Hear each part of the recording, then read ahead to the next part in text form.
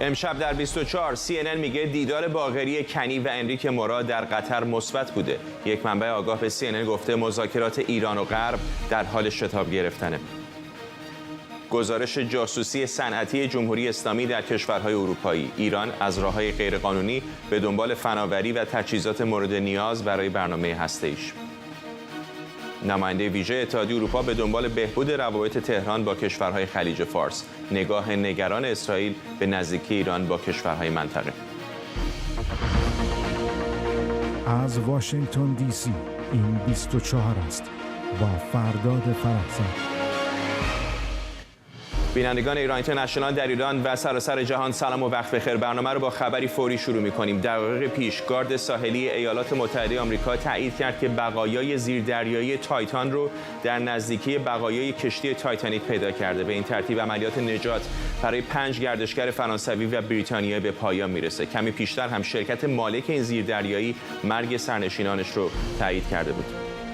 This morning, an ROV or remote operated vehicle from the vessel Horizon Arctic. صبح امروز بقایای زیردریایی تایتان کف اقیانوس در کمتر از 500 متری بقایای کشتی تایتانیک پیدا شد. به دنبال پیدا شدن قطعات بیشتر، فرماندهی عملیات جستجو در مشورت با کارشناسان به این نتیجه رسیدند که قطعات یافت شده از محفظه فشار زیردریایی بوده. ما بلافاصله این رو به خانواده‌های سرنشینان زیردریایی اطلاع دادیم. من به نمایندگی از گارد ساحلی آمریکا و کل فرماندهی عملیات جستجو عمیق‌ترین تسلیت خودم رو به خانواده‌ها ابراز می‌کنم. اردوان روزبه همکارم در استودیوی دیگر ما همینجا در واشنگتن به ما پیوسته. اردوان، پایانی تلخ برای این زیردریایی علیرغم تمام جستجوها، تمام امیدها که در این دقایق آخر هم وجود داشت، به نظر میرسه که دیگه امیدی وجود نداره. متاسفانه صحبت‌هایی که امروز گارد ساحلی ایالات متحده کرد تقریباً جوابی بود برای یک نگرانی که از صبح یک شنبه آغاز شده بود و پاسخی تلخ بود، همونجوری که تو میگی فرداد، به خاطر اینکه خیلی‌ها امید داشتن با توجه به تایم و زمانی که موجود بوده و حتی اکسیژن بتونن قبل از اینکه هر چیزی رو از دست بدن، مثل مسئله اکسیژن یا چیزایی از این دست، بتونن اونها رو پیدا کنن. اما خبرهایی که امروز گارد ساحلی داد به نظر میرسه که تمام این تلاشات در نهایت خیلی هم منتهی به نتیجه نمیتونسته باشه، به دلیل اینکه به خاطر ترکیدن و انفجار در بخش سیستم فشار این زیردریایی کوچک 6.5 متری باعث مرگ تمام کسانی شده که توی اون بودن.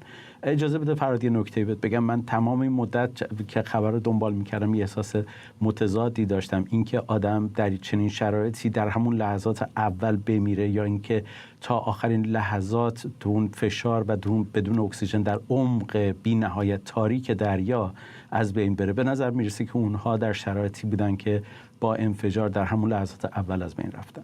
میدونم که انتقادات زیادی هست به این شرکتی که زیردریایی رو ساخته. خیلی ها میگن که استانداردهای لازم رو نداشته، نحوه هدایتش، بدنش که حالا مشخص شده منفجر شده.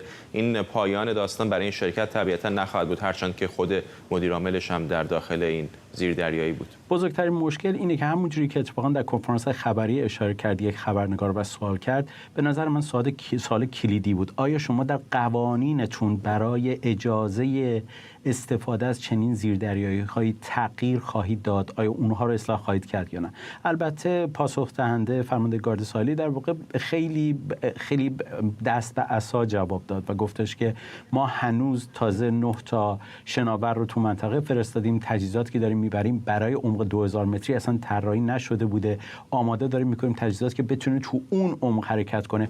اول باید بدونیم واقعا چه اتفاقی افتاده و بعد باید حتما بازبینی داشته باشیم. و هم فکر میکنم فرداد همونجا که تو داری میگی مسئله خیلی مهم اینه که مقاله دیروز میخوندم در ارتباط با تجهیزات و زیردریایی‌هایی که برای چنین چیزی طراحی شدن عمدتاً از شرکت‌های بسیار مهم و سایت‌های نظامی هستن که فقط 1 یا 2 نفر رو در شرایط خیلی خاص میتونن ببرن پایین و این ریسک بزرگی که اوشن گیت کرده من فکر میکنم حالا سر درازی براش داشته باشه. ممنونم از اردوان روزبه، روزنامه‌نگار در استودیوی دیگر ما همینجا در واشنگتن.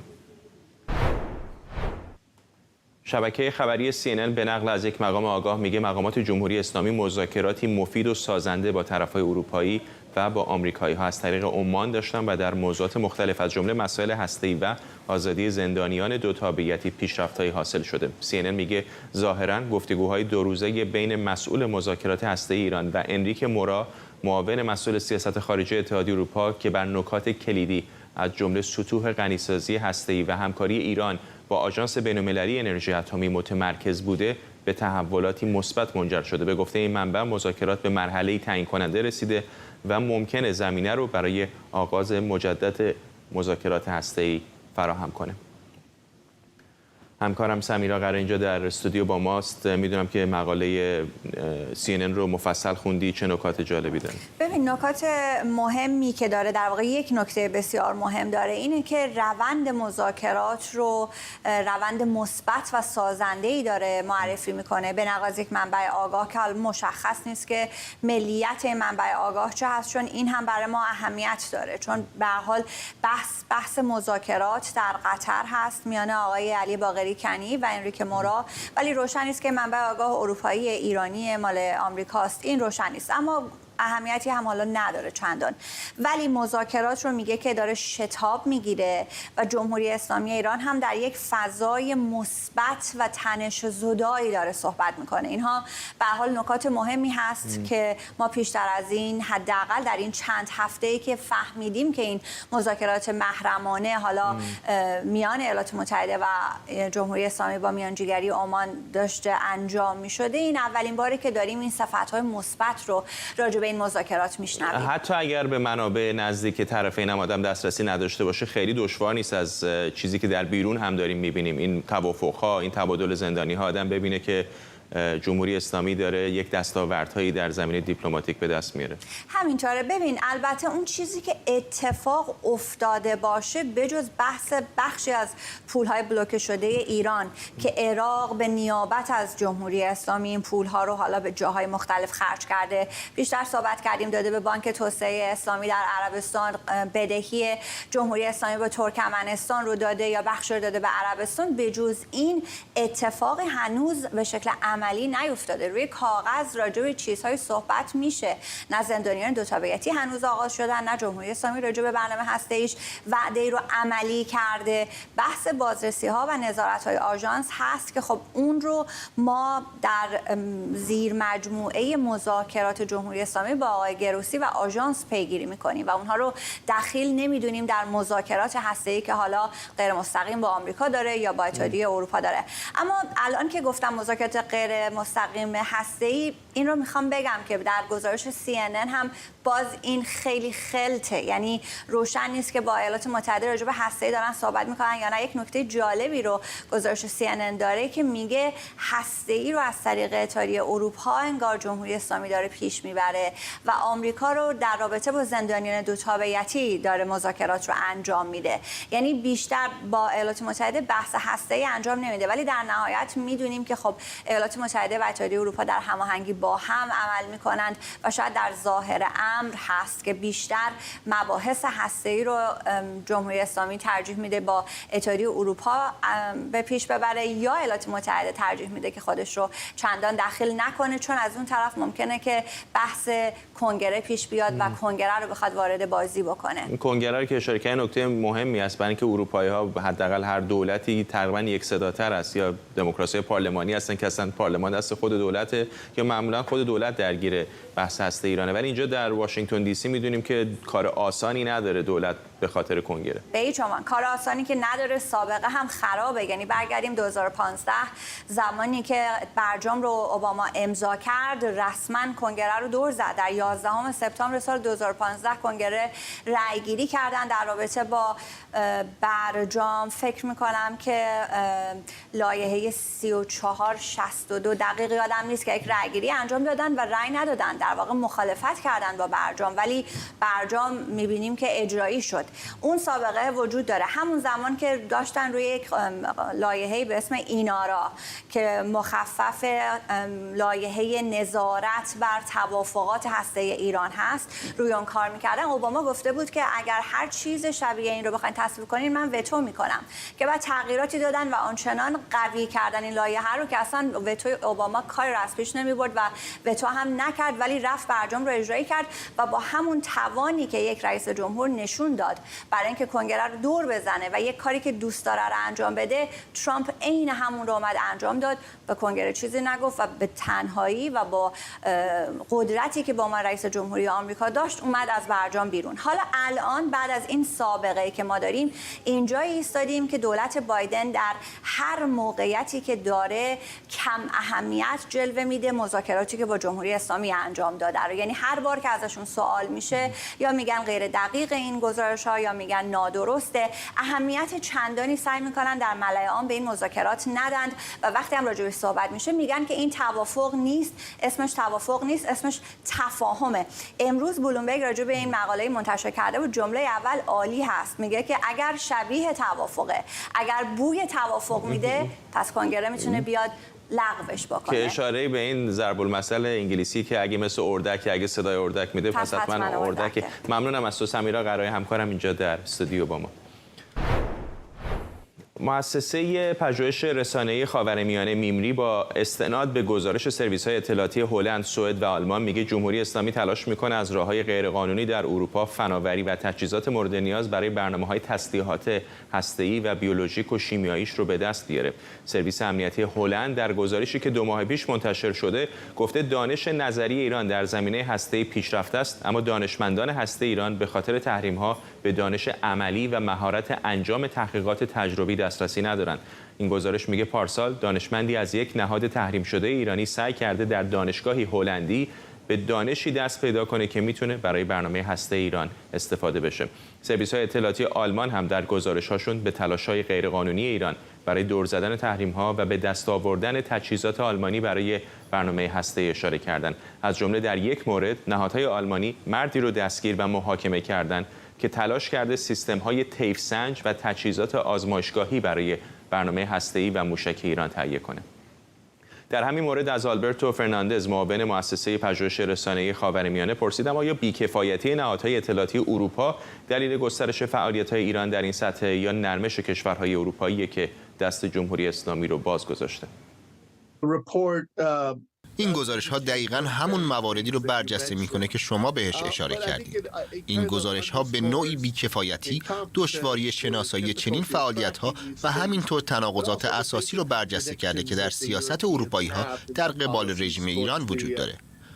اروپایی ها از یک طرف خواهان روابط بهتر و تجارت با رژیم ایرانن و از طرف دیگه میخوان تحریم ها و محدودیت هایی رو که علیه رژیم دارن مدیریت کنن. اگر به تحریم‌های اتحادیه اروپا دقت کنیم می‌بینیم که اغلبشون افراد یا نهادها را هدف گرفتن. مشکل این تحریم‌ها اینه که در ایران یک عالم فرد و نهاد وجود داره. مشکل ایران این نهاد یا اون نهاد هم نیست. مشکل کل رژیمه. به این دلیل من فکر می‌کنم مشکل اساسی اروپایی‌ها اینه که هم می‌خوان نسبت به ایران باز باشن و هم می‌خوان محتاطانه عمل کنن. به همین دلیل اونا همیشه با این تضاد که بین حقیقت رژیم ایران و تخیل اونا درباره رژیم روبرو میشن. در ادامه از آقای فرناندز پرسیدم چرا دولت‌های اروپایی تهدید جمهوری اسلامی رو همونطور که در این گزارش‌ها گفته شده در اندازه واقعی اون نمی‌بینن.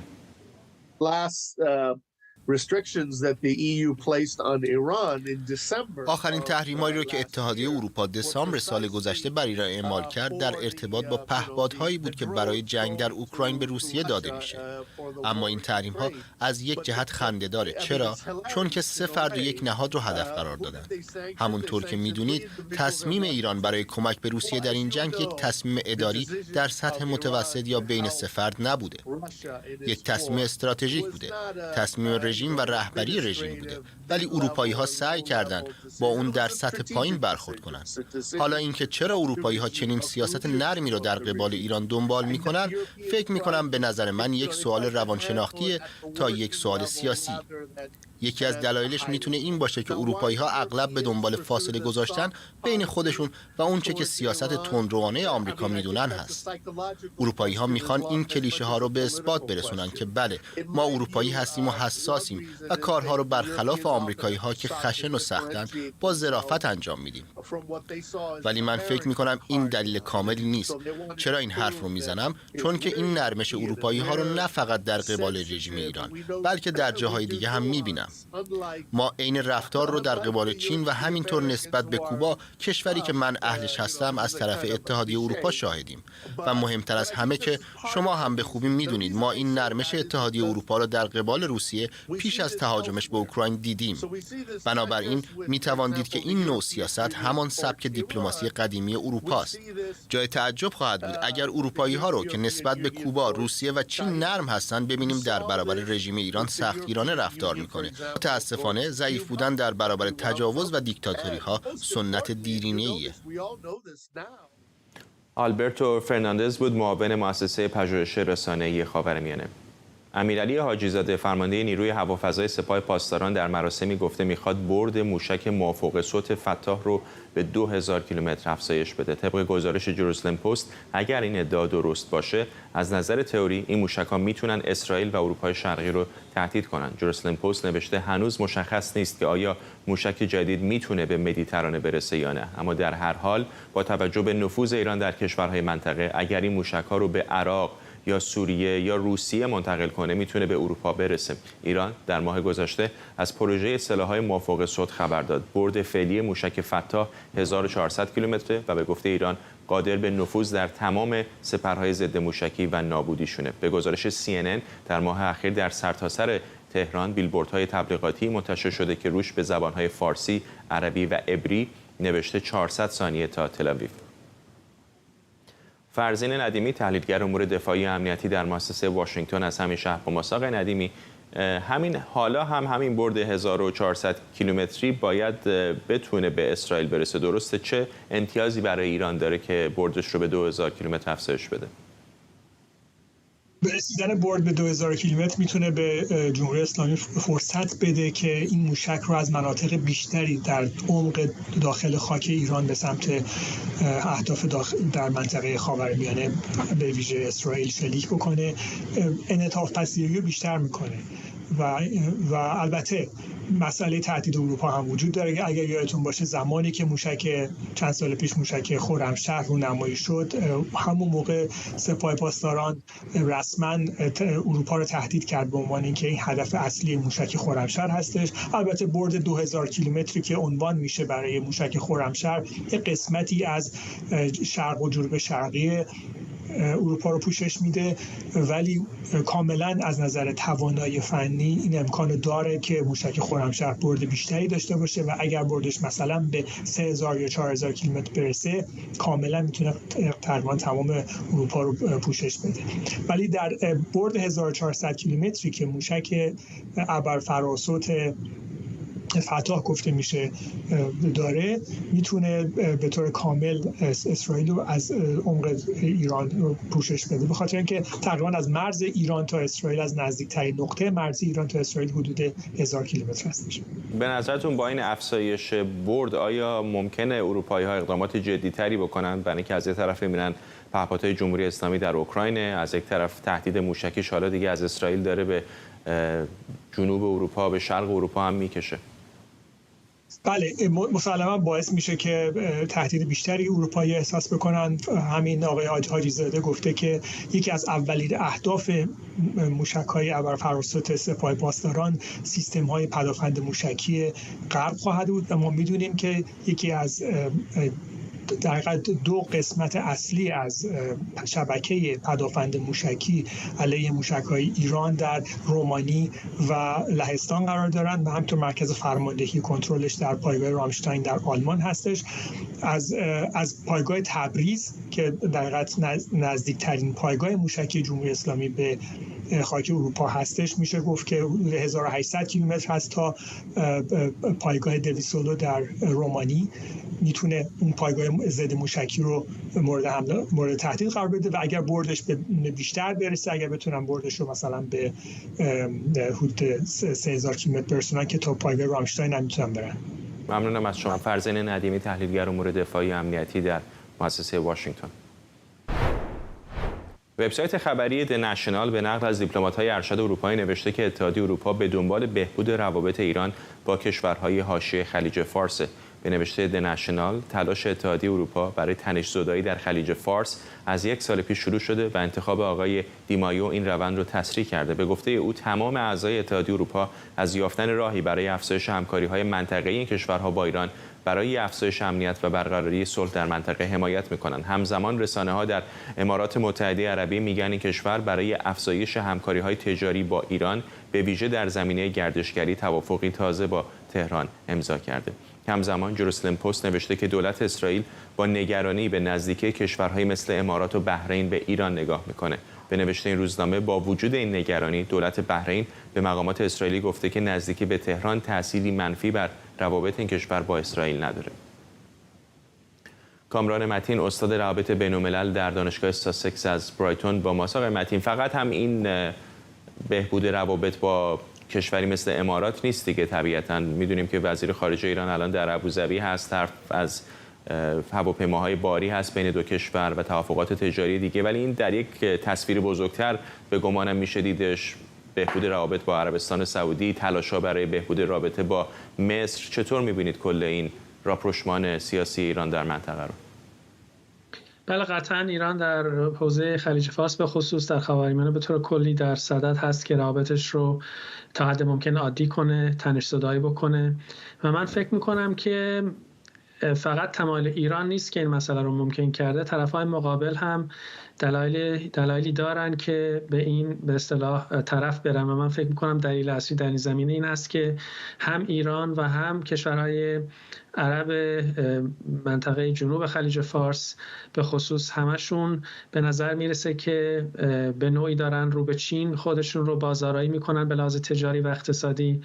این که توافق ایران و عربستان در واقع حداقل مراحل پایینیش با وساطت چین صورت گرفت، اون قرارداد استراتژیک 25 ساله ایران چین، این که عربستان یکی از تامین کنندگان اصلی نفت چین هست و کلا این کشورها به نظر میرسه که فکر میکنن در دراز مدت با توجه به ادامه عروج اقتصادی چین اونها باید حتما همه تخم مرغ‌هاشون رو به اصطلاح در یک سبد، یعنی سبد آمریکا و غرب نگذارن و سعی بکنن یک بالانس ایجاد بکنن در روابط خارجیشون، حتی در زمینه‌های امنیتی هم بعد از اینکه انفعال ایالات متحده رو در قبال حملات ایران به کشتی‌ها در خلیج فارس، حتی در دریای عمان، در خلیج عدن، در اون حمله به تأسیسات نفتی عربستان، همه اینها باعث شد که اونها به این نتیجه برسن که خود آمریکا هم تمرکز ژئوپلیتیک و استراتژیکش در واقع به آسیای دور و به چین متمرکز است و خیلی منابع و امکانات تخصیص نمیده برای حمایتی که در دهه‌های مثلا 60 و 70 و 80 میلادی از این کشورها به عمل می‌آورد. به این دلیل همشون به اصطلاح به نوعی چین به اصطلاح حلقه واصل این عادی شدن روابط و به اصطلاح تنش‌زدایی هست که در منطقه ایران و کشورهای عربی در حال انجامش هستند. احتمال بسیار زیاد هم سعودی‌ها هم اماراتی‌ها هم مابقی بازیگران منطقه میدونن که جمهوری اسلامی خیلی نگاه عملگرایانه مثل بعضی از کشورهای حاشیه خلیج فارس نداره که خیلی خوب با هم دیگه تجارت بکنیم، وضع اقتصادی بهتر بشه. بسیار حکومتی ایدئولوژیک است و بارها اقداماتی در منطقه کرده که همسایگانش رو نگران کرده. چقدر فکر می‌کنید طولانی مدت سعودی‌ها، اماراتی‌ها رو همچین توافق‌های حساب می‌کنن؟ من فکر می‌کنم این رو در نظر گرفتن، ولی خب شاید محاسبهشون این است که با توجه به اینکه ایران به نوعی روابطش رو یا امکان تجدید روابطش رو با اروپا کلاً تا حد بسیار زیادی در این مقطع حداقل از بین برده و به همین دلیل هم بیشتر و بیشتر به مدار نفوذ چین فرو رفته و البته روسیه تا حد کمتری به لحاظ اقتصادی.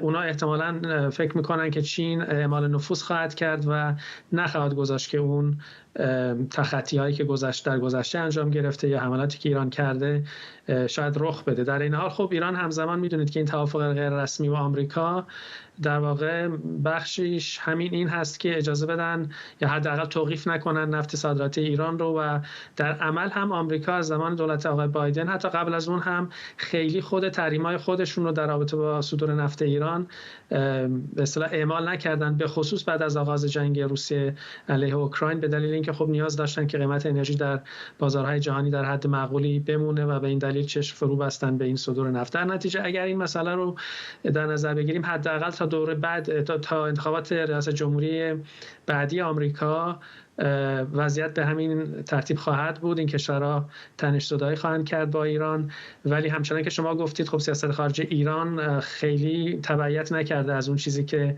به طور معمول بهش میگن منافع ملی، و تغییر ممکن هست، ولی خب وزنه چین در این زمینه خیلی مهم هست و شاید همه طرفا به نوعی روی اعمال نفوذ چین حساب میکنن. ممنونم از شما. کامران متین، استاد روابط بین‌الملل در دانشگاه ساسکس. به دنبال برهم خوردن اتحاد دو حزب کموله زحمتکشان کردستان و حزب کموله کردستان ایران، پیشمرگه‌های این دو حزب با هم درگیر شدند که این درگیری 2 کشته و 3 زخمی بر جا گذاشته. منابع آگاه به ایران اینترنشنال اعلام کردند بعد از شروع درگیری نیروهای امنیتی اقلیم کردستان عراق وارد اردوگاه‌ها شدند و به درگیری خاتمه دادند. در همین حال سازمان حقوق بشری هنگاو از طرفین درگیر خواسته با توقف درگیری نظامی سازوکاری فوری برای حل و فصل اختلاف مهیا کنند. فرزین کرباسی، فعال سیاسی از سلیمانیه عراق با ماست. آقای کرباسی، چقدر قابل پیش بینی بود نزاع این چنینی؟ زیاد نمیشد پیش بینی کرد، به خاطر اینکه این پروسه داشت جلو میرفت و در واقع به نهایت هم نزدیک شده بود، ولی متاسفانه با به توافق نرسیدن بر سر بعضی مسائل سیاسی و تشکیلاتی این ادغام یا این اتحاد متاسفانه به هم خورد. چه بوده؟ جرقش از کجا خورد؟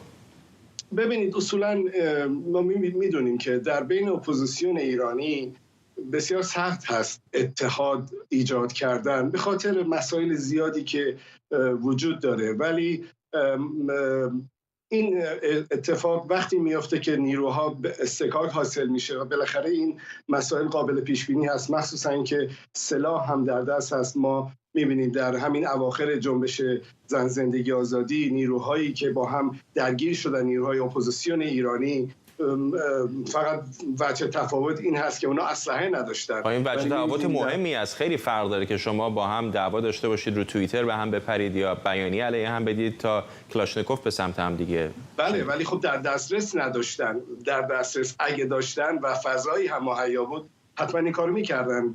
متاسفانه مسائلی که در اپوزیسیون ایرانی حاکم هست این فضا رو ایجاد کرده که اختلاف ها پررنگ باشه جای اینکه نقطه مشترک ها. این مشکل اساسی در اپوزیسیون ایرانی است، ولی در کردستان و در بین نیروهای کرد مسئله اسلحه هست و بالاخره این استکاک بین نیروهای رده پایین بیشتر اتفاق میفته و فکر میکنم که این قابل حل و فصل هست، ولی متاسفانه خونی ریخته شده و این قابل برگشت نیست. این گروه‌های مستقر در اقلیم کردستان مدعی بودن که دست به اسلحه نمیشن، اقدام نظامی نمیخوان بکنن و به خصوص موقعی که جمهوری اسلامی حمله میکرد به مواضعشون میگفتن که ما فعالیت سیاسی میکنیم و فعالیت نظامی نمیکنیم، ولی الان میبینیم در بین خودشون هم درگیری نظامی وجود داره.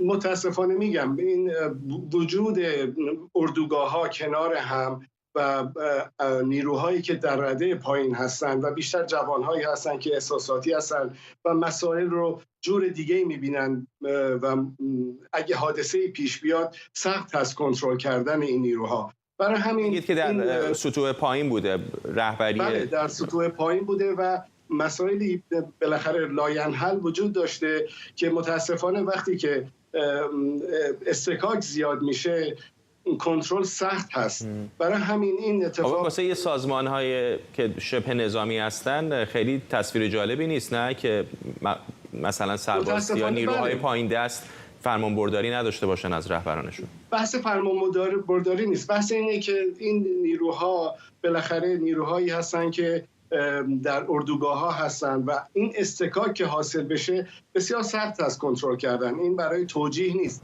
یه واقعیتی هست که در بین گروه‌های نظامی معمولا وجود داره. در کشورهای بسیار نرمال‌تر هم می‌بینیم در بین نیروهای مسلح گاهن پیش میاد که درگیری ایجاد بشه و اسلحه به کار برده میشه. این برای توجیه نیست، برای اینه که بگیم که وقتی اسلحه وجود داره بالاخره این امکان هم هست که خطایی روی بده. ولی در هر حال این دو حزب به نتیجه نرسیدن و متاسفانه این انصراف داده شده از اتحادشون.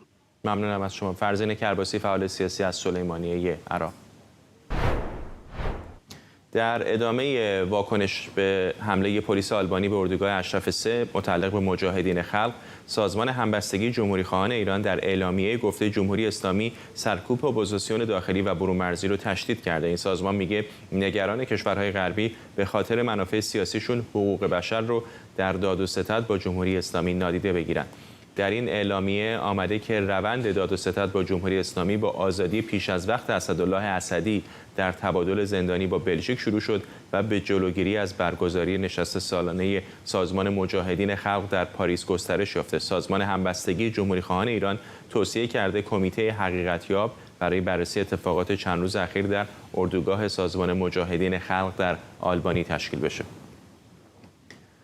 علی افشاری، تحلیلگر امور سیاسی، اینجا در استودیو با ماست. آقای افشاری، می‌بینم که در بین اپوزیسیون ایرانی یک صدای وجود نداره در مورد مجاهدین به خاطر اینکه به هر حال گروهی جنجالی هستند در ایران. بعضی‌ها میگن که روند قانونی هست، آلبانی بالاخره کشور اروپایی هست، حق این رو داره که بررسی بکنه اتفاقاتی که اونجا داره میفته. بعضی دیگر دارن مثل همین بیانیه‌ای که دیدیم حرف از این میزنن که اینها نتیجه فعالیت جمهوری اسلامیه. خب ببینید، به هر حال این همین دلیل ما خواهان این شدیم که کمیته حقیقتیاب تشکیل بشه. به هر حال چه مواضع همبستگی جمهوری‌خواهان ایران چه شخص بنده مشخصه که ما با مواضع سازمان مجاهدین خلق مرزبندی داریم، با نوع رفتارشون، شیوه هاشون، همراهیشون از گذشته، اما از حق اونها دفاع میکنه. و سازمان مجاهدین خلق مدعی هست که پرونده سازی شده، اما از طرف دیگری دولت آلبانی هم به هر حال میگه که بر مبنای حکمی که دادگاه صادر کرده اومدن و به هر حال خواهان یک تفتیش بودن مسائلی رو بررسی بکنن. حق حاکمیت ملی در مرزهای خودش رو داره و طبیعتا مجاهدین نمیتونه انتظار این داشته باشه که حالا چون یک مجموعه زمین‌های اراده 40 هکتار اونجا خریداری کردن یک حالت خودمختاری رو ایجاد بکنن. خب این وضعیت نامعلومه. البته طبیعتا وقتی پلیس مبارزه با فساد و جرائم ثانوی کشور به هر حال دارای حاکمیت ملی مثل آلبانی، مثل هر جای دیگه دنیا وقتی وارد جایی میشه طبیعتا دیگه مقاومت و درگیری با اون بی‌معنا هست، بلاوجه میتونن برن شکایت بکنن.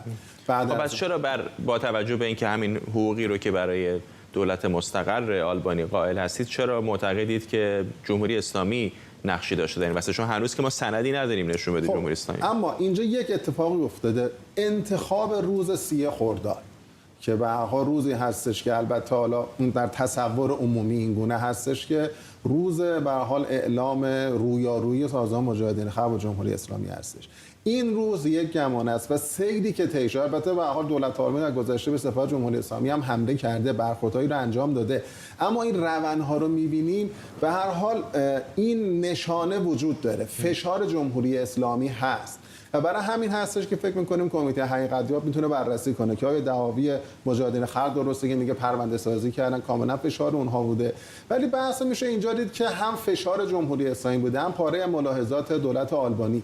ولی به هر حال این با نیازمند گذشته زمان هستش که معلوم بشه که واقعا حقیقت ماجرا چه هستش. منتها ما فقط مسئله اصلی برای سازمان مجاهدین خلق به نظر من اتفاق به هر حال تأسف باری که به هر حال در اردوگاه اونها رخ داد و موجب کشته شدن یک نفر شد نیست، همین ممانعت از برنامه که اینا سالانه داشتن.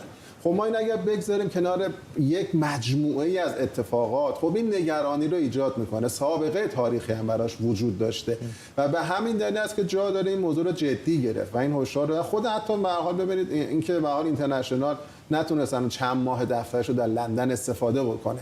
این که میگن نگرانی‌های امنیتی وجود داره، خب این نگرانی امنیتی رو باید برطرف کنن. میشه مقطعی مثلا اینی که میگه نکته مهمی است، برای اینکه همین فرانسه اتفاقا اگه یادتون باشه همین دلیلی که اسدالله اسدی رو گرفتن به خاطر همین نگرانی امنیتی و بمبگذاری بود. در اون شرایطی که میدونستن سرویس‌های اطلاعاتی بمبی در هواپیمای آمده قرار است اون نشست سالانه سازمان مجاهدین خلق رو هم هدف قرار بده، اقدامی نکردن، جلسهشون برگزار شد. دقیقاً. حالا این که خب این واقعا قابل قبول نیست، میتونن برنامه رو عقب بندازن ولی اونها موظفن طبق قوانین کشور خودشون به حال دادن این کشور آزاد و دموکراتیک هستن امنیت رو برقرار کنن. چون اگر قرار بشه جمهوری اسلامی با کارهای ایذایی، با همین تهدیداتی که انجام میده، با برخوردهای به حال غیر انسانی که انجام میده و به حال مبتنی بر تروریسم و غیره، این هراس ایجاد کنه، برنامه‌ها لغو بشه، خب خواسته اونها محقق میشه. این با موازین دنیای آزاد در تعارض است. من یه نکته دولت آلبانی بگم.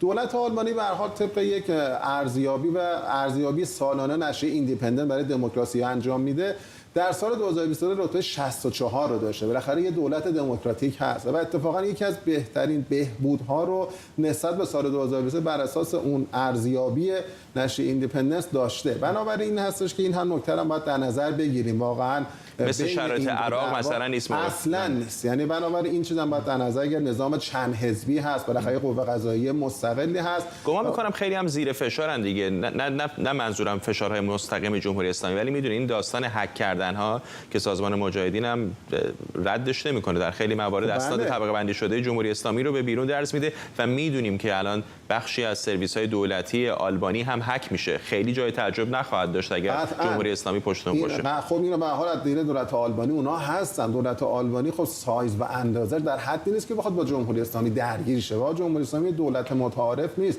یه حکومت گانگستری هستش. اینا ما در نظر بگیریم که قطعا خودشون آسیب پذیر میدونن. با طبق قوانینشون آلبانی نمیخواد که حملات خرابکارانه مجازی علیه جمهوری اسلامی انجام بده. شما آلبانی رو میگید، یادتون از فرانسوی‌ها هم نتونستند خیلی میزبانی طولانی مدتی بکنن از مجاهدین، بخشی به خاطر همون رفتن. بله، خاطر فشارهای جمهوری اسلامی، چون این فشارها هم جنبه متعارفی نداره. منتها یه چیزی من می‌خواستم توی بیانیه برجسته شده بود، اینم مهمه که به هر حال این گروه‌های سیاسی ایران باید در نظر داشته باشن که اون صورتبندی غلط و تخیلی و غیر واقع بینانه‌ای که ارائه میشه از دولت‌های غربی در اون باید تجدید نظر بکنن. نه دولت‌های غربی به حال ملاحظات امنیتی و منافع اقتصادیشون رو مرجح میدونن به مسائل حقوق بشری و دموکراسی در کشورهای دیگه. این یه واقعیتی، امر ناخوشایندی هم هست. اما خب طبیعتا وقتی یک کشوری که به هر حال یعنی حکومت اختراع‌گرا داره در آستانه تغییر قرار میگیره، برخورد اونها فرق میکنه. ولی وقتی دوباره شرایط عادی میشه، فکر میکنن که اون حکومت مستقر هست، اون ملاحظات امنیتیشون میاد برجسته میشه. بنابراین گروه‌های سیاسی که در گذشته خواسته یا ناخواسته خودشون رو تنزل دادن به اینکه اهرم فشار این دولت غربی بشن، باید اینو در نظر بگیره. حتی برای خود سازمان مجاهدین خلق هم بالاخره این آموزنده است، این برخوردایی که انجام میشه. ممنونم از شما علی افشاری، تحلیلگر امور سیاسی اینجا در استودیو. فریبا بلوچ فعال حقوق بشر اعلام کرده که پسر و برادر او هم در ایران بازداشت شدند. خانم بلوچ در صفحه اینستاگرامش نوشته 4 روزه که جمهوری اسلامی فرزند و برادرش رو به خاطر فعالیت‌های او گروگان گرفته. خانم بلوچ میگه مسئولیت هر اتفاقی که برای اعضای خانواده‌اش بیفته با جمهوری اسلامیه. فریبا بلوچ فعال حقوق بشر ساعتی پیش در گفتگو با ایران اینترنشنال گفت که برادر و پسرش رو برای فشار و خاموش کردن او بازداشت کردن، اما همچنان به راهش ادامه میده و سکوت نمیکنه. واقع برای من به عنوان یک مادر و یک خواهر در واقع تصمیم به انجام این مسابقه واقعا کار راحتی نبود و میدونم که این ممکنه باعث بشه که فشار بیشتری بر خانواده من وارد بشه، همونطور که در این 5 روز گذشته که در واقع جمهوری اسلامی فرزند من و برادر من رو صرفاً به خاطر فعالیت‌های من و بدون که هیچ کوچکترین فعالیتی دیگه اونها داشته باشن، فقط صرفاً چون که جزء خانواده من هستن گروگان گرفته و در واقع چیزی که میخوان این هستش که من تعهد بدم به عنوان کسی که در این 9 ماه 10 ماه فعالیت میکردم از فعالیت‌های خودم دست بردارم و دیگه در واقع فعالیتی انجام ندم و همینطور این 4-5 روز بدون هیچ دلیلی اونها رو نگه داشتن و در واقع من میتونم بگم پسر من اینجا بود، چند ماه اینجا زندگی میکرد، خیلی به صورت قانونی اومده بود انگلیس، به صورت قانونی رفت. روزی که پسر من می‌خواست بره توی این چند ماه، من کاملا اصرار میکردم که بر نگرده و میدونستم به جرم این که فرزند من هستش اونها گروگان میگیرنش، که در واقع یک فرزند 18 ساله رو گروگان میگیرن که در واقع بخوان من رو تنبیه کنن. ولی جمله‌ای که پسرم به من میگفتش که مامان تو خیلی حساسی، اینجوری هم دیگه نیست، مملکت اینقدر بیقانون نیست که کسی رو که کاری نکرده بخوان دستگیر کنن. و من بارها بهش میگفتم که این مملکت بیقانونه، تمام بچه‌های این مملکت، این همه بچه کشته شده، کدوم بر اساس قانون بوده، هیچ کدوم هیچ گناهی نداشتن. ولی پسر من مثل همون کیان وقتی که به پدرش گفت پدر به پلیس اعتماد کن، گفت مملکت قانون داره، مملکت بیقانونی که هر کس بهش اعتماد کرد اینجوری بهش ضربه زد. و این این در واقع مسئله جدیدی نیست که جمهوری اسلامی داره انجام میده و همیشه تمام اهرم‌های فشارش استفاده کرده و الان فشار بر روی خانواده‌ان که در واقع در چند ماه گذشته این فشارها را اعمال کرده بود. بارها مادرم، خواهرم، اعضای دیگه خانواده ما برای بازجویی برده بودن. برادر من که الان بازداشت هستش، من حاضرم اینجا بنویسم برای شما، قسم بخورم که پسر و برادر من حتی یک دونه استوری نذاشتن. برادر من فقط به جرم این که برادر من بوده 1 ماه پیش از کار اخراج میکنن که تو صلاحیت کار کردن در اینجا رو نداری چون برادر فریبا بلوچ هستی. و اینجوری الان هنوز اونها در گروگان و بند نگه داشتن. ولی چیزی که من امروز میخوام اینجا بگم کاملا اشتباه میکنن. من هیچ وقت تا زمان من روزی که این راه رو شروع کردم میدونستم که چه راهی در پیش دارم. من پشت نمی کنم به اشک‌های مادر خدانور، من پشت نمی کنم به اشک‌های مادر محمد اقبال، من به نگاه معصوم هستی پشت نمی کنم، من به شجاعت مادر کیان، به مظلومیت نیکا و شجاعت نیکا و سارینا پشت نمی کنم. فریبا بلوچ بود، فعال حقوق بشر. در بولتن بعدی برنامه 24 با خانم بلوچ بیشتر در این باره و موضع و سیاست‌های گروگانگیری جمهوری اسلامی صحبت می‌کنیم. ساعتی پیش یک مقام از وزارت خارجه آمریکا با نماینده گروهی که برای 2 هفته روبروی این ساختمان تحصن کرده بودند دیدار کرد. شماری از اعضای انجمن همبستگی برای ایران برای 14 روز در اعتراض به آنچه سیاست‌های غلط آمریکا در مقابل جمهوری اسلامی خوندن مقابل ساختمان این وزارتخانه تحصن کرده بودند. سیامک آرام از برگزار کنندگان تحصن مقابل وزارت خارجه آمریکا اینجا در استودیو با ماست. میدونم که همین چند ساعت پیش با مقامات وزارت خارجه آمریکا دیدار کردید. چه گفتید به اونها؟ آیا این دغدغه هایی که در این 2 هفته مطرح کردید رو شنیدن و واکنششون چه بود؟ ما دیدار دیگه هم در روز سوم باشون داشتیم. اونجا هم همین نکات و نگرانی ها رو بیشتر عمدتاً به خاطر انتقال مبالغی یا به نحوی در اختیار جمهوری اسلامی قرار دادن این مبالغ رو اعتراض کرده بودیم، نگرانی رو اعلام کرده بودیم. اون جلسه انقدر طولانی نبود، فقط نکات رو شنیدن و دریافت کردن. تو این جلسه مفصل در واقع بند به بند تمام اینها رو به خصوص موارد تحریما که این امکان رو در اختیار جمهوری اسلامی قرار میده، حتی اگر در واقع مواردی رو امکانش رو بهشون میدن به لحاظ اعتباری که خریدهایی رو برای در واقع مصارف بشردوستانه بکنن، ایران جمهوری اسلامی میتونه از این ها در واقع به صورت نقد بعداً استفاده بکنه. این مسئله گروگانگیری رو مطرح کردیم که شما با این کمک ها در واقع تشویقیه‌ای رو در اختیار جمهوری اسلامی قرار میدین برای در گرفتن ایرانی ها، آمریکایی های دیگه یا از 2 تابعیت های دیگه که بسیار به دلایل مختلف مجبورن به داخل ایران سفر بکنن و اونها رو در خطر قرار میده. میدونم که این یه مورد خاص اتفاقاً واسه وزارت خارجه آمریکا طبیعتاً مهم است، چون شهروندان آمریکایی هستن. البته فقط شهروندان آمریکایی نیستن که گروگان گرفته میشن. همین الان در این مصاحبه با خانم بلوچ رو هم داشتیم که برادر و پسرش رو هم دستگیر کردن در ایران. چه میگن مقامات آمریکایی در مورد گروگان ها؟ ببینید اونا الان جزئیات در واقع مذاکرات رو اعلام نمی‌کنن، ولی تایید می‌کنن که این مذاکرات برقرار داره انجام میشه. از منابعی که ما هم داشتیم مشخصه که روی تعدادی از در واقع گروگان‌ها در داخل خاک ایران دارن کار میکنن. تو این دوره‌ای هم که ما جلوی ساختمون تحصن رو داشتیم، خانواده یکی از این گروگان‌ها با ما تماس گرفتن که آقای شهاب دلیلی همسرشون تماس گرفتن، میخواستن به این تحسن در واقع ملحق بشن. ما اسم ایشون رو در این جلسه و نامه‌ای که در واقع به رئیس جمهور آمریکا جو بایدن نوشتن رو در اختیارشون قرار دادیم و قرار شد پیگیری بکنیم، چون ایشون گرین کارت دارن، کارت سبز دارن و شهروند آمریکا نیستن. این نگرانی رو برای خانواده ایجاد کرده که در مذاکرات اسم ایشون در واقع نباشه. واقعیتش تو جلسه که چه امروز داشتید چه چند روز پیش چطور یافتید؟ واقعا گوش شنوایی بود که با جدیت داشتن به حرفاتون گوش میدادن، یا به خاطر تحسن طولانی که داشتید یک نفر رو فرستادن که شاید شما رو ساکت بکنن؟ خب به واقعیتش که ساکت نشدیم. یعنی حتی برای این جلسه‌ای که در واقع برای امروز هماهنگ شده بود دیر به ما پاسخ دادن و ما داشتیم آماده می شدیم که 2 مرتبه اگر لازمه به جلوی ساختمون برگردیم.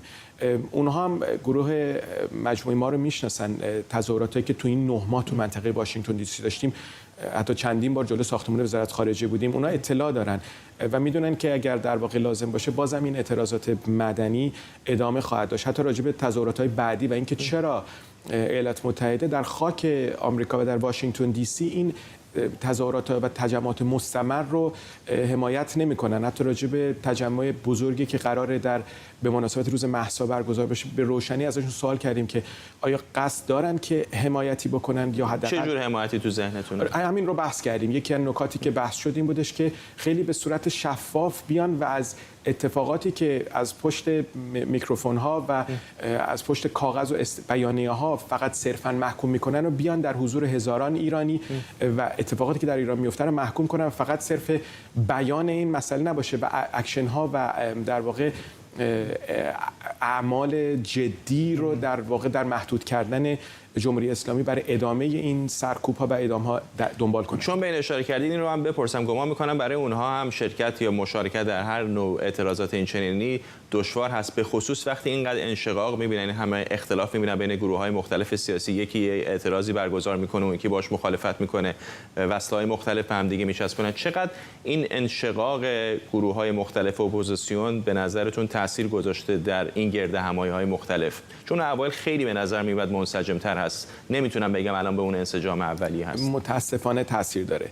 من اطلاع دارم که تو گفتگوهای در واقع ایرانی‌ها و فعالین حتی در کشورهای دیگه این جزء یکی از نکاتی بوده که توجهات رو جلب کرده.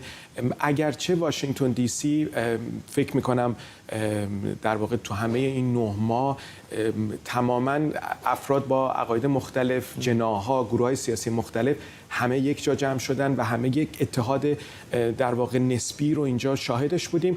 امیدوارم توی نقاط دیگه و در سراسر در نقاطی که ایرانی‌ها زندگی میکنن این تکرار بشه و تشدید بشه، برای اینکه کمک میکنه به مذاکراتی که در واقع ایرانی‌ها، فعالین و گروه‌ها با دولت‌ها در کشوری که زندگی میکنن دنبال میکنن برای فشار به جمهوری اسلامی. ممنونم از شما. سیامک آرام از برگزار کنندگان تحسن مقابل وزارت خارجه ایران از سازمان NSG ایران. ممنونم.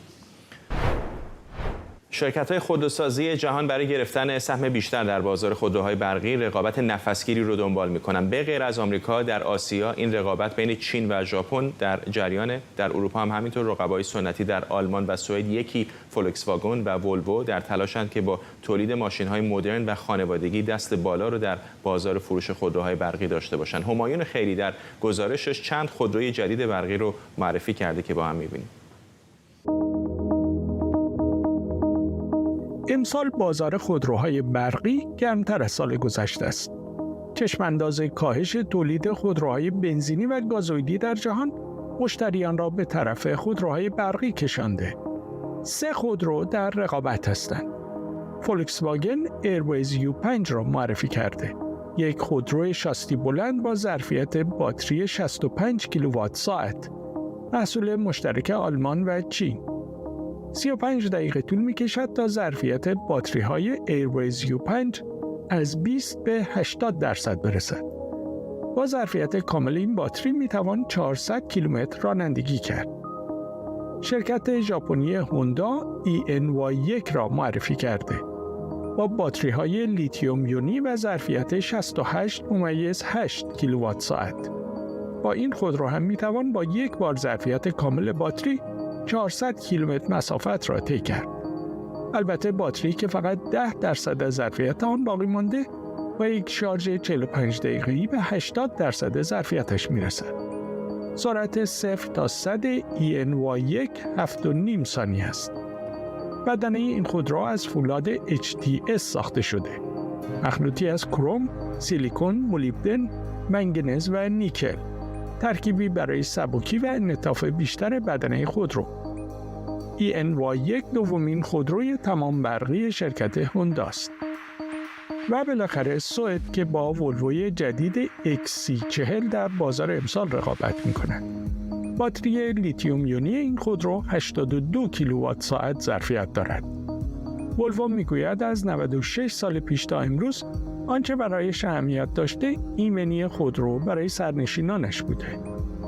در XC40 بدنه و صندلی‌ها طوری طراحی شدند که در بدترین تصادف هم جان راننده و سایر سرنشینان حفظ شود.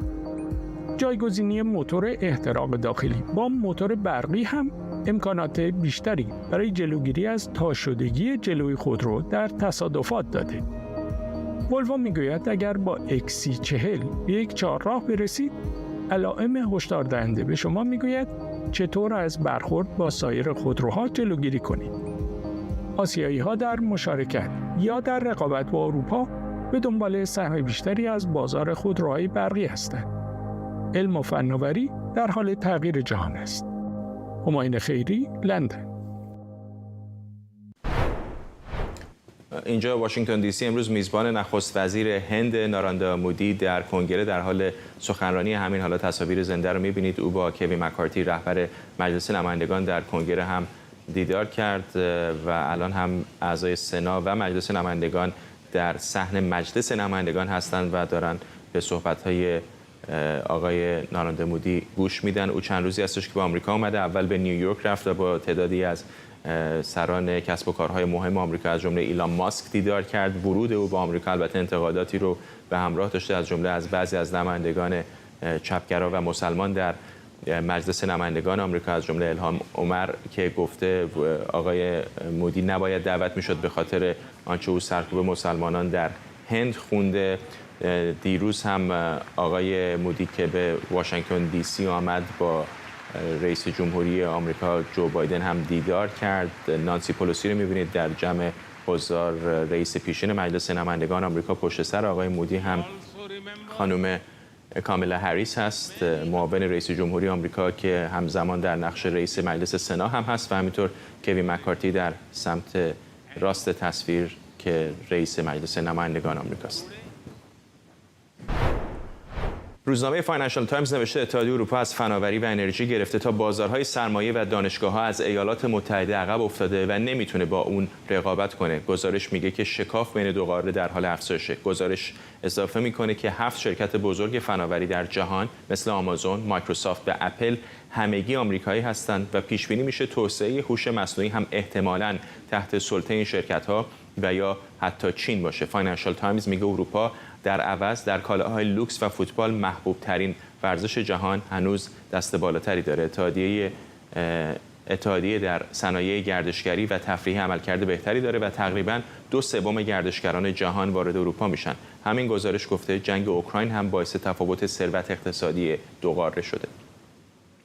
امید معماریان روزنامه‌نگار از دیترویت با ماست. آقای معماری، این مقاله رو مثلا یک نشریه چینی ننوشته، فاینانشال تایمز نوشته و به نظر میاد که این نگرانی به جد وجود داره که اتحادیه اروپا و اروپایی‌ها به طور کل از جمله بریتانیا شاید بیش از اندازه روی حمایت‌های آمریکا به خصوص حمایت‌های نظامیش حساب باز کردن و آمریکا عملاً متحد بسیار قوی نداره در معادلات بین‌المللی. به هر حال متحد قوی آمریکا هست اتحادیه اروپا، ولی از نظر اقتصادی فاصله‌شون داره هر روز زیادتر میشه. یعنی بعد از جنگ اوکراین درست هستش که رابطه اروپا و آمریکا از نظر سیاسی قدرتمندتر شده، ولی فاصله اقتصادیشون داره بیشتر میشه. در این مقاله به نظر من نکات خیلی جالبی اشاره کرده، از جمله که مثلا در سال 2008 که رکود اقتصادی بود، اون موقع سایز یا اندازه اقتصاد اروپا یه مقداری بزرگتر از اقتصاد آمریکا بود، ولی در سال 2022 که سال گذشته هستش اقتصاد آمریکا تقریبا میشه گفت 50% بزرگتر است از اقتصاد اتحادیه اروپا. این شکاف در واقع برمیگرده به مسائل مختلف اقتصادی که شما همش اشاره کردید. مثلا در مورد شرکت‌های بزرگ تجاری ما می‌بینیم که اکثر غول‌های تجاری آمریکا در اروپا به حرف اول رو میزنن، از مایکروسافت گرفته تا آمازون و اپل. و در طی سال‌های گذشته اروپا نتونسته که خودش یک شرکت‌های بزرگی رو مثل اون چیزی که چین کرده در این حوزه بیافرینه و رشد بده و به هر حال رقابت بکنه. بنابراین ما می‌بینیم در بین 20 تا شرکت بزرگ دنیا هیچ شرکت‌های اروپایی فقط ما 2 تاشون داریم که مثلا تو اون لیست هستن. وقتی به دانشگاه‌ها میریم به همین ترتیب می‌بینیم وقتی که به هر حال در آمریکا دانشگاه‌ها جایی هستن که تغذیه میکنن صنعت آمریکا رو، جایی هستن که شرکت دانش بنیان رو تغذیه میکنن. ما در بین دانشگاه‌های به هر حال معتبر جهان در 30 تا اولی ما فقط 1-2 تا از اروپا می‌بینیم و یا آمریکایی هستن یا چینی هستن. حالا انگلیس هم به خاطر آکسفورد و کمبریج اینا و امپریال کالج و اینها تونسته که تون لیست قرار بگیره، ولی می‌بینیم که فاصله در حوزه دانشی هم زیاد هست. و اگر جایی بوده که مثلا اروپایی‌ها تونستن که مثلا یک شرکت خیلی موفقی داشته باشن، در اونجا می‌بینیم که مثلا آمریکایی‌ها اونها رو می‌خرن. مثال خوبش شرکت اسکایپ هستش که در سال 2011 مایکروسافت اونو خرید و یه شرکت دیگه هستن که مثلا گوگل و جای دیگه میان اونا رو میخرن. حالا چرا اینجوری هستش؟ مسئله اصلی این هست که در آمریکا سرمایه زیادی وجود داره، در دسترس هست و راحت در جریان هست، مقررات کمتری برای سرمایه گذاری هست، منابع بسیار زیاد داخلی وجود داره برای به هر حال تجارت ها و همینطور سوخت بسیار ارزان‌تر هستش. الان در اروپا نکته که به نظر من اشاره کرده نشون دهنده این هستش که حالا هر چقدر آمریکا حمایت بکنه از نظر سیاسی، ولی اینا واقعیت اقتصادی هستش که کارش نمیشه کرد. سوختی که در آمریکا هست خب به مراتب ارزان‌تر است از سوختی که در اروپا هستش و با بسته شدن شیر انرژی روسیه از اروپا عملاً شرکت‌های اروپایی مجبور هستن که 3-4 برابر در واقع بخرن این سوخت رو و باعث شده که برخی از شرکت‌ها حتی در واقع کارشون به تعطیل بکشه. در مجموع نشون دهنده این هستش که آینده اروپا در واقع یعنی اون آرزویی که داشتن برای یک استقلال راهبردی در واقع در حال خطر هست و بعید هستش که بتونن به اون برسن. ممنونم از شما امید معماری، روزنامه‌نگار از دیترویت و بینندگانی که ما رو در برنامه 24 همراهی کردن.